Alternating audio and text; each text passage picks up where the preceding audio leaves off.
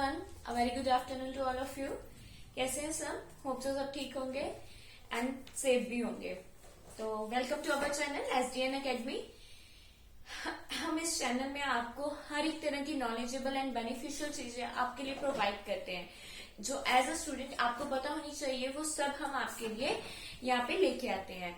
और बिना किसी आप बोल सकते हो बिना किसी रुकावट के हम आपको डेली बेसिस पे वीडियोस अपलोड करवा रहे हैं। आपके लिए जो चीजें बेनिफिशियल हैं वो हम आपको बता रहे हैं। हमें लगता है जो आपको पता होना चाहिए वो सब आपको पता चल रहा है। तो गाइस प्लीज आपसे भी एक रिक्वेस्ट है कि आप हमें मोटिवेट कीजिए, हमारे चैनल को ज्यादा से ज्यादा शेयर कीजिए, सब्सक्राइब कीजिए, लाइक कीजिए। आपसे ही हम हैं। अगर आप हमें सपोर्ट करेंगे तभी हम आपके लिए वीडियोस लेके आ पाएंगे ना।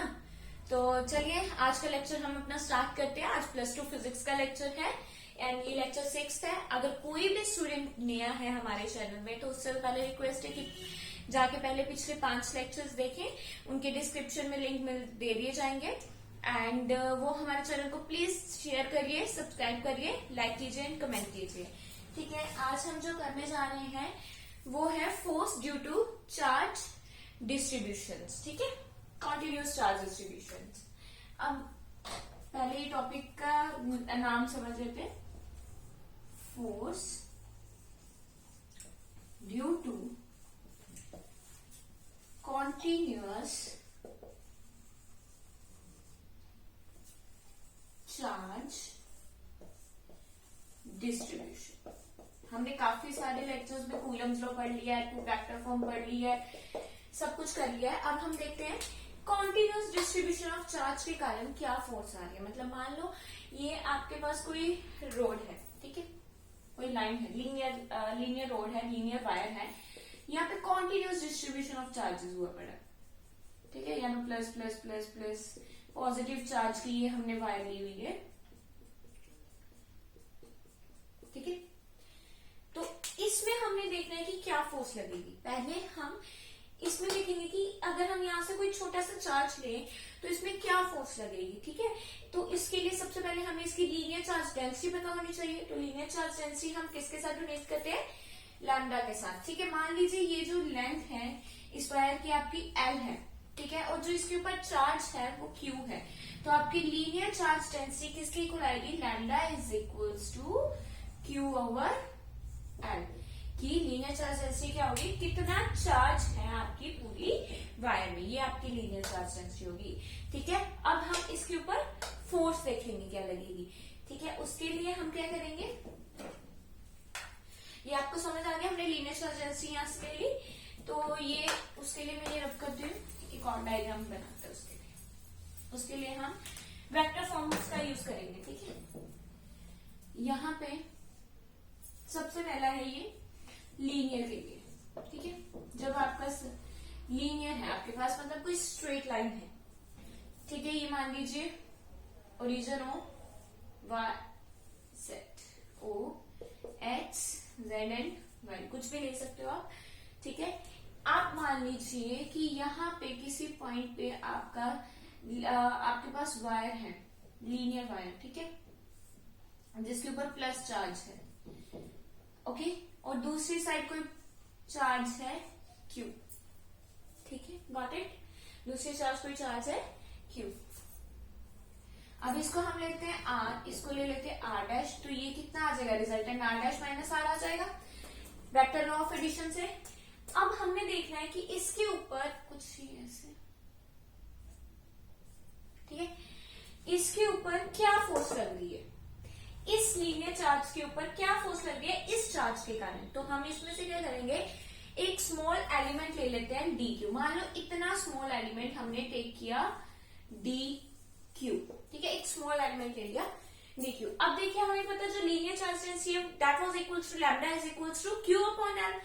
यू नो दैट ना linear charge density lambda is equals to Q upon L। From here we have the small charge element dq. So what the value, if I replace the charge q with dq, then what we get? If I replace it, I have to take it small charge element. Okay, small small linear charge density. So d lambda is equals to dq over dl. That will be your small linear charge density, right? So what we get from here, dq is equals to d lambda dl. Okay. See, one more thing, the linear charge density is constant for every point. So I can write it here only lambda because it is constant for every point. Okay? Now dq is equals to lambda dl. We know that force in the vector form. What is the force? Now we have to write the small force df. So what is the vector form of df? This is equals to 1 over 4 pi epsilon naught. Now we have charge dq and q.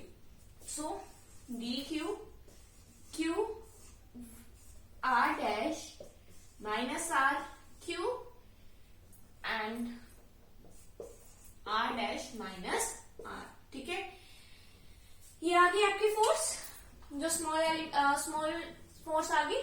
ठीक है, जो small force इस charge के कारण इसके ऊपर लगी है वो क्या आ गई 1 over 4 pi epsilon naught dq dot. Okay, I don't draw vectors बना लीजिए r डैश माइनस r. ठीक है, अब हमें क्या चाहिए, हमने ये स्मॉल एलिमेंट के लिए तो देख ली, अब हमें होल सरफेस के लिए, होल वायर के लिए चाहिए, पूरी वायर के लिए चाहिए. तो इसके लिए हम क्या करते हैं, हमें एक इंटीग्रेशन, कौन सा step, integration due to whole wire. ठीक है, तो इंटीग्रेशन कीजिए, इंटीग्रेशन बोथ साइड करिए,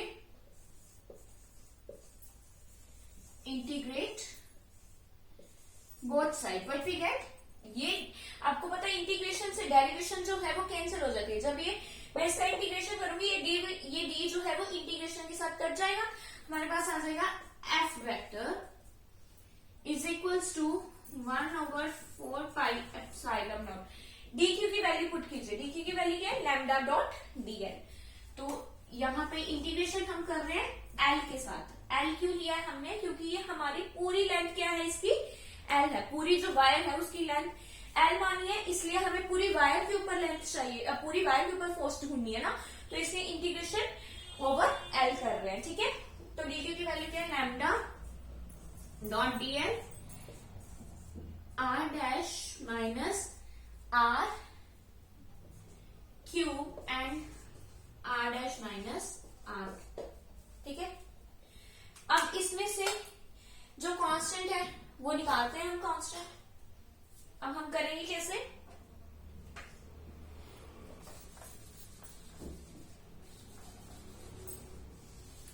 देखिए, अब इसमें से ये देखिए 1 over 4 pi epsilon naught constant है, लैम्डा कांस्टेंट है, ये जो डिस्टेंस है ये भी कांस्टेंट है, क्योंकि हमें जो इंटीग्रेशन करनी है वो ओवर एल करनी है. तो फिर हमारा वेरिएबल कौन सा आया, सिर्फ dl, सिर्फ क्या आया, dl आया. तो करिए, तो f vector is equals to 1 over 4 pi epsilon naught, lambda बाहर. ठीक है, इसको हम अंदर ही रख देते हैं, हमें इंटीग्रेशन करनी है over l dl r dash vector minus r vector का cube r dash vector minus r vector. ठीक है, अब जो आपकी l की लेंथ होगी वो यहाँ पे आप कर सकते हो पुट. होप सो आपको इतना समझ आ गया हो. ये फोर्स है किसके लिए, ये फोर्स है linear charge, continuous distribution of linear charge. ये लीनियर चार्ज है ना आपका, एक लाइन में अगर कोई चार्ज है तो उसे हम लीनियर चार्ज बोलेंगे. तो ये है आपकी force due to linear charge distribution. ठीक है, होप सो आपको इतना समझ आ गया हो. नेक्स्ट हम देखते हैं सरफेस चार्ज. ठीक है, अब हम किसकी बात करेंगे, सरफेस की. लीनियर का समझ आ गया, सरफेस का भी एकदम सेम है, कुछ ज्यादा नहीं है इसके. सरफेस का भी सेम ही मेथड है. उसके बाद हम वॉल्यूम करेंगे. ठीक है,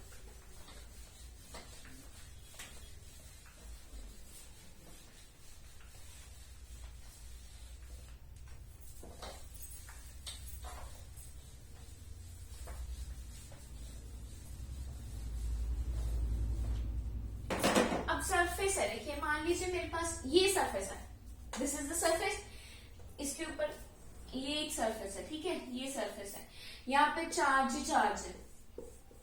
तो इसकी सरफेस चार्ज डेंसिटी को किसके साथ रिलेट करते हैं, सिग्मा Q, और मान लीजिए जो अब सरफेस पे हम क्या लेंगे, एरिया लेंगे ना इसका, ये देखिए ये लेंथ और ये ब्रेथ, एरिया लेंगे ना, तो एरिया को हम S के साथ या A के साथ डोनेट कर देते हैं, ठीक है, QS के साथ डोनेट कर देती हूँ, सरफेस, पता चल जाएगा कि हम सरफेस की बात कर रहे हैं।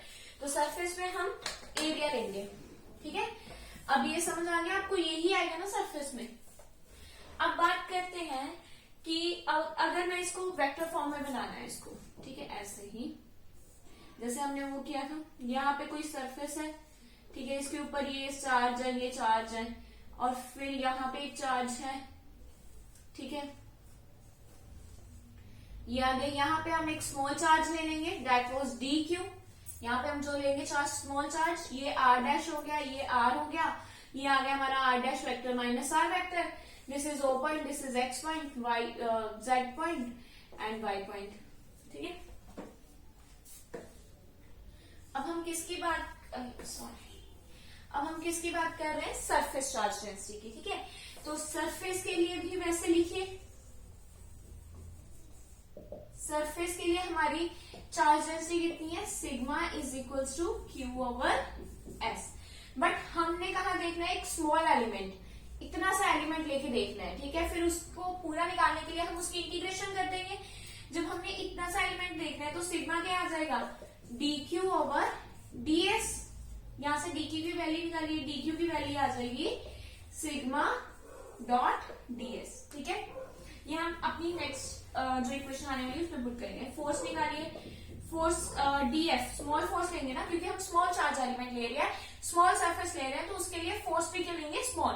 तो हमें पता है कि जो स्मॉल फोर्स है उसे हम DF के साथ डोनेट कर, D के साथ डोनेट करेंगे ना, 1/4πε0 DQ, that was Q over R dash vector minus R vector का cube, R dash vector minus R vector, ठीक है, ये आ गया।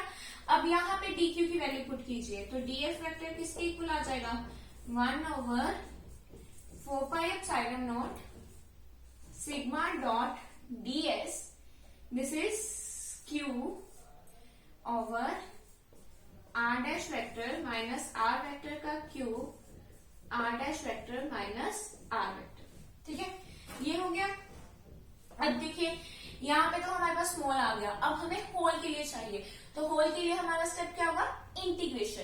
तो इंटीग्रेट कीजिए बहुत सारी, जब हम इंटीग्रेट करेंगे तो ये कट जाएगा।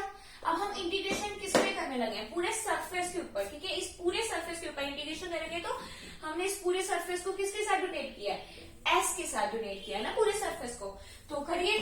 तो आपका F वेक्टर किसके इक्वल आ जाएगा, 1/4πε0, ये constant, Q constant, sigma constant, ये भी कांस्टेंट, ये भी कांस्टेंट, सब बाहर ले लीजिए, ये रहने दीजिए चाहे, ठीक है, ये अंदर ही रहने दीजिए, सिग्मा एंड Q बाहर लीजिए। अब इंटीग्रेशन होगी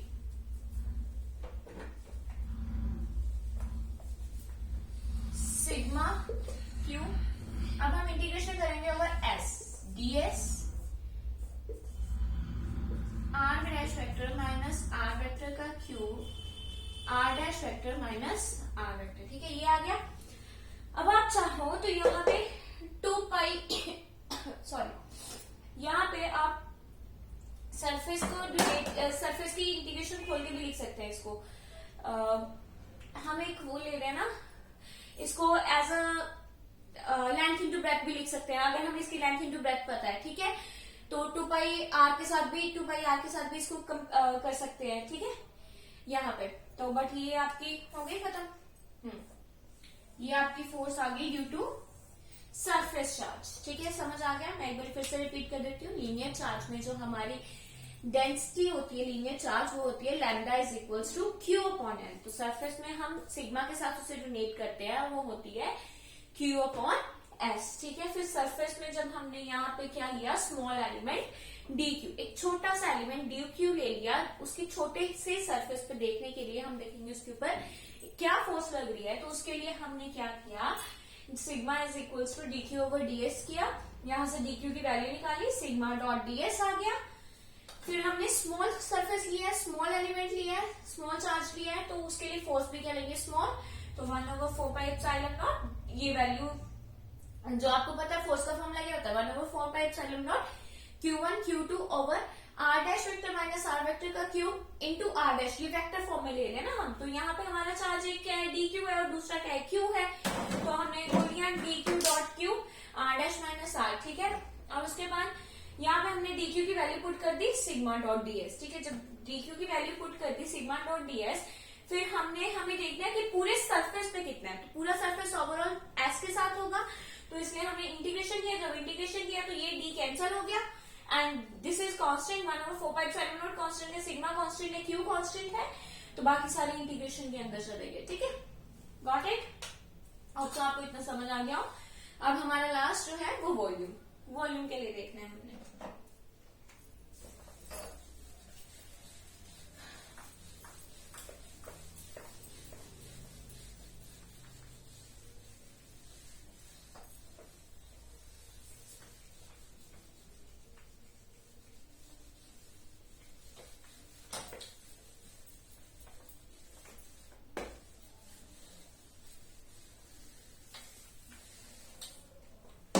See guys, अब हम किसकी बात करने वाले हैं, वॉल्यूम की।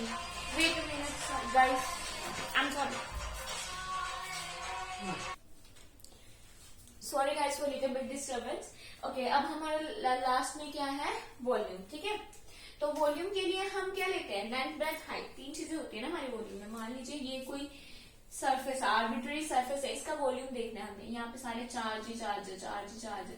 तो इसके लिए जो हम वो लेंगे ना वॉल्यूम चार्ज डेंसिटी, वो क्या आएगी, रो। उसको हम डोनेट करते हैं रो के साथ, is equals to Q over V।